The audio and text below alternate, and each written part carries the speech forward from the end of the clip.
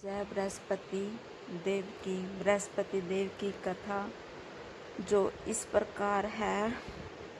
बहुत समय पहले की बात है। किसी राज्य में एक राजा राज्य करता था। वह अत्यंत प्रतापी तो था ही, साथ ही दान पुण्य भी बहुत किया करता था। वह नित्य गरीबों तथा ब्राह्मणों को भोजन कराकर ही स्वयं भोजन करता था। किंतु राजा की पत्नी का स्वभाव इसके विपरीत था।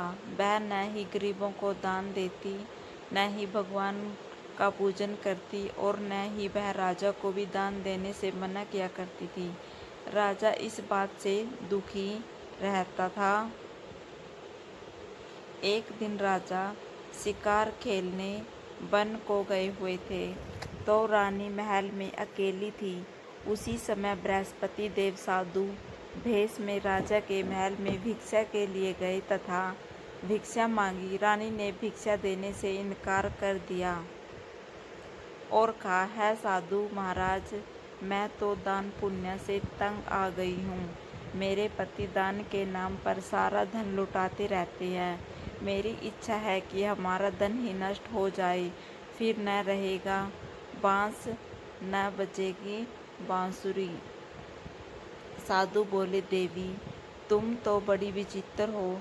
धन संतान तो सभी चाहते हैं। यदि तुम्हारे पास अधिक धन है तो भूखों को भोजन कराओ, प्यासों के लिए प्याऊ बनवाओ तथा अपना धन परोपकार में खर्च करो।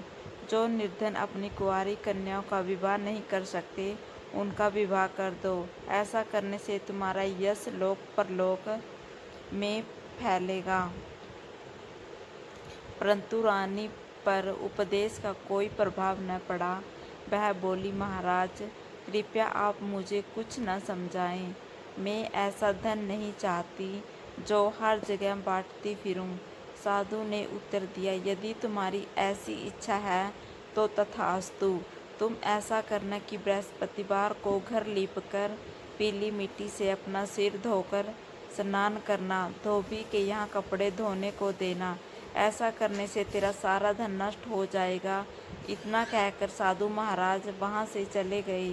साधु के अनुसार कई बातों को पूरा करते हुए रानी को केवल 3 बृहस्पतिवार ही बीते थे कि उसकी समस्त धन संपत्ति नष्ट हो गई। भोजन के लिए राजा का परिवार तरसने लगा। तब एक दिन राजा ने रानी से बोला कि, है रानी, मैं कोई छोटा मोटा कार्य करने को दूसरे देश को जाता हूँ, क्योंकि यहाँ पर सब लोग मुझे जानते हैं, इसलिए यह रहकर नहीं कर सकता। ऐसा कहकर राजा परदेश चला गया। वहाँ वह जंगल से लकड़ी काटकर लाता और शहर में बेचता। इस तरह वह अपना जीवन व्यतीत करने लगा। इधर राजा के प्रदेश जाते ही रानी और दुखी रहने लगी। एक बार जब रानी और दासी को 7 दिन तक बिना भोजन के रहना पड़ा, तो रानी ने अपनी दासी से कहा, है दासी, पास के ही नगर में मेरी बहन रहती है। वह बड़ी धनवान है। तू उसके पास जा और कुछ ले आ, ताकि थोड़ी बहुत गुजर बसर हो जाए। दासी रानी की बहन के पास गई। उस दिन गुरुवार था और रानी की बहन उस समय बृहस्पतिवार व्रत की कथा सुन रही थी। दासी ने रानी की बहन को अपनी रानी का संदेश दिया, जय बृहस्पतिवार, लेकिन उसने कोई उत्तर नहीं दिया। जब दासी को कोई उत्तर नहीं मिला तो वह बहुत दुखी हुई और उसने वापस आकर रानी को सारी बात बता दी। सुनकर रानी ने अपने भाग्य को कोसा। उधर रानी की बहन ने सोचा कि मेरी बहन की दासी आई थी, परंतु मैं उससे नहीं बोली, इससे वह बहुत दुखी हुई होगी। ऐसा सोचकर तथा कथा सुनकर वह पूजन समाप्त कर वह अपनी बहन के घर आई और कहने लगी, है बहन, मैं बृहस्पतिवार का व्रत कर रही थी। तुम्हारी दासी मेरे घर आई थी, परंतु जब तक कथा होती है तब तक न तो उठते हैं और न ही बोलते हैं, इसलिए मैं नहीं बोली। कहो दासी क्यों गई थी? रानी बोली, बहन तुमसे क्या छिपाऊं, हमारे घर में खाने तक को अनाज नहीं है। ऐसा कहते कहते रानी की आंखें भर आई। उसने दासी समेत पिछले 7 दिनों से भूखे रहने तक की बात अपनी बहन को विस्तार पूर्वक सुना दी। रानी की बहन बोली, बहन भगवान बृहस्पति देव सबकी मनोकामना को पूर्ण करते हैं, तुम उनका व्रत करना। दासी रानी से कहने लगी, है रानी, जब हमको भोजन नहीं मिलता तो हम व्रत ही तो करते हैं, इसलिए क्यों न इनसे व्रत और कथा की विधि पूछ ली जाए ताकि हम भी व्रत कर सकें। तब रानी ने अपनी बहन से बृहस्पति व्रत के बारे में पूछा। उसकी बहन ने बताया, बृहस्पतिवार के व्रत में चने की दाल और मुनक्का से विष्णु भगवान का केले की जड़ में पूजन करें तथा दीपक जलाएं, व्रत कथा सुने और पीला भोजन ही करें, इससे बृहस्पति देव प्रसन्न होते हैं। व्रत और पूजन विधि बताकर रानी की बहन अपने घर को लौट गई। जय बृहस्पति देव।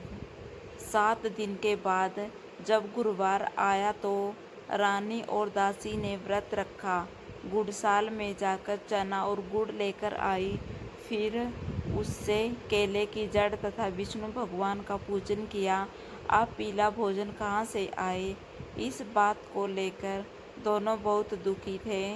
चूँकि उन्होंने व्रत रखा था, इसलिए बृहस्पति देव उनसे प्रसन्न थे, इसलिए वे एक साधारण व्यक्ति का रूप धारण कर 2 थालों में सुंदर पीला भोजन दासी को दे गए। भोजन पाकर दासी प्रसन्न हुई और फिर रानी के साथ मिलकर भोजन ग्रहण किया। उसके बाद वे सभी गुरुवार को व्रत और पूजन करने लगी। बृहस्पति भगवान की कृपा से उनके पास फिर से धन संपत्ति आ गई, परंतु रानी फिर से पहले की तरह आलस्य करने लगी। तब दासी बोली, देखो रानी, तुम पहले भी आलस्य करती थी और अब भी करने लगी। रानी को समझाते हुए दासी कहती है कि बड़ी मुसीबतों के बाद हमने यह धन पाया है, इसलिए हमें दान पुण्य करना चाहिए, भूखे मनुष्यों को भोजन कराना चाहिए और धन की शुभ कार्यों में खर्च करना चाहिए, जिससे तुम्हारे कुल का यश बढ़ेगा, स्वर्ग की प्राप्ति होगी और पितर प्रसन्न होंगे। दासी की बात मानकर रानी अपना धन शुभ कार्यों में खर्च करने लगी, जिससे पूरे नगर में उसका यश फैलने लगा। बृहस्पति व्रत कथा के बाद श्रद्धा के साथ आरती की जानी चाहिए। इसके बाद प्रसाद बांटकर उसे ग्रहण करना चाहिए। जय बृहस्पति देव।